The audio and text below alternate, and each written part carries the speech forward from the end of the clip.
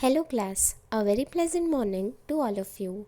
My dear students, today I Richa Parekh am here to provide a revision lecture of unit number 6, that is Effects of British Rule in India.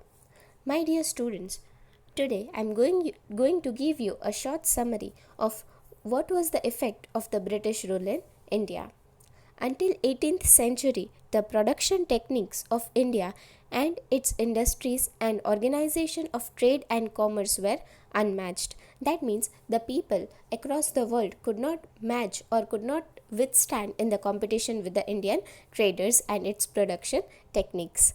India became poor and bankrupt during almost 200 years long British rule. India was a company who used to supply raw materials to England and the big market for the finished products for the same England factories. That means they used to take the products from India at a very cheap rate and develop the finished products for the English factories. Then came the Diwani rule. The Britishers got a right to collect the maximum revenue from the peasants, thus made them poorer and poorer. Moreover, lakhs of people starved to death during the terrible famine that Bengal witnessed in 1770 CE. This was how the condition of the Britishers, of the peasants and the agriculture during the British rule started deteriorating. Government General Lord Cornwallis enforced Permanent Settlement Act to collect the revenue against the poor farmers who worked in hot sun and were exploited and became poor. The Act of Permanent Settlement was established or was imposed on the farmers who used to work in sun and thus to exploit them. Warren Hastings was given the job of collecting the revenue, so he was called the collector, and he also functioned as a judge. The British policy of social reforms made the people feel insecure. They feared that the government was trying to convert them to Christianity in order to destroy the Indian culture and religion.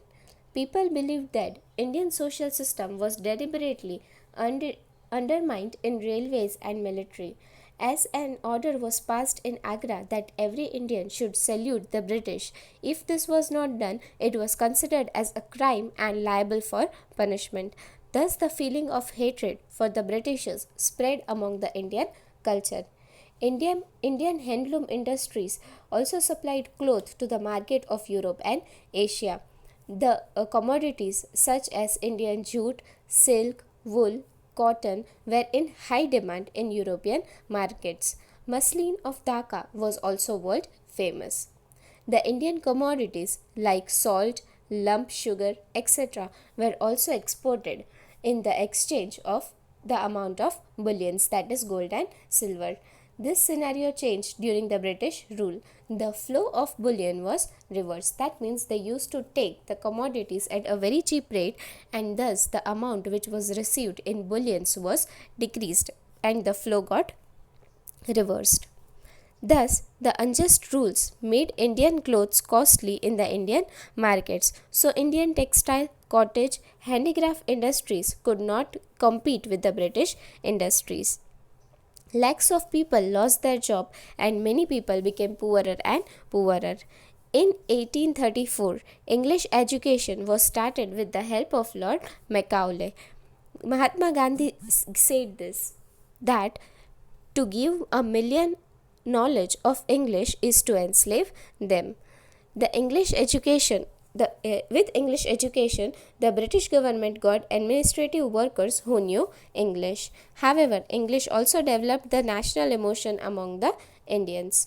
In 1853, the British government started railway in India for the transportation of army. In 1854, they started modern system of telegraph and post in India. Thereafter, printing press and newspaper was also started. This was how the reforms started to took place in India, and hence these were the benefits for the British, but later it benefited Indians too. So, my dear students, this was the basic summary of the chapter. Today I am sharing a PDF file in which the summary is given. Do read this for the examination, as you can write the answers from this summary easily. Till then, study hard and study well. Thank you.